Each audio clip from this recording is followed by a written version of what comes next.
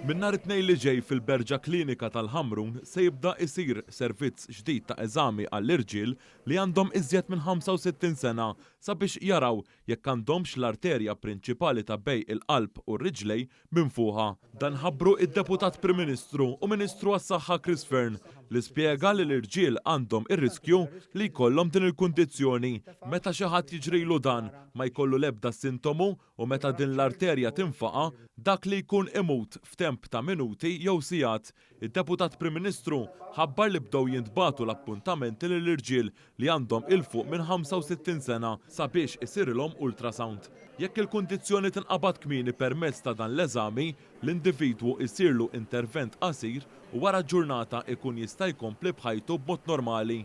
Il-mortalità ta' operazzjoni ta' persuna u l-issir l-operazzjoni fuq meta tkun għadha ma nfaqax, anke tkun waslet biex ninfaq ma tkun għadha ma nfaqax, hija xa darbi tanqas minn li kieku nagħmlu operazzjoni fuq xi ħadd illi tkun infaqatlu din aortic aneurysm.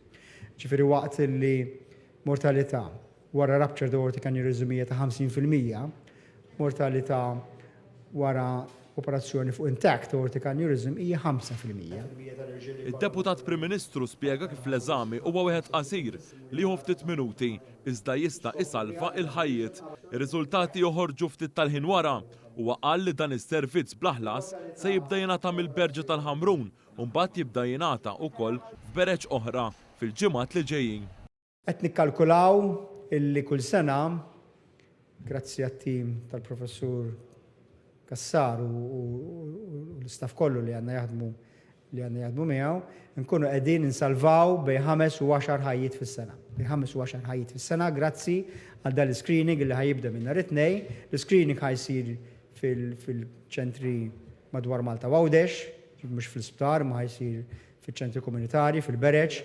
Id-Deputat Prim Ministru appella biex meta wieħed jirċievi appuntament sabiex imur jagħmel dan l-eżami ma jinjoraħx għax jaf isalvalu ħajtu.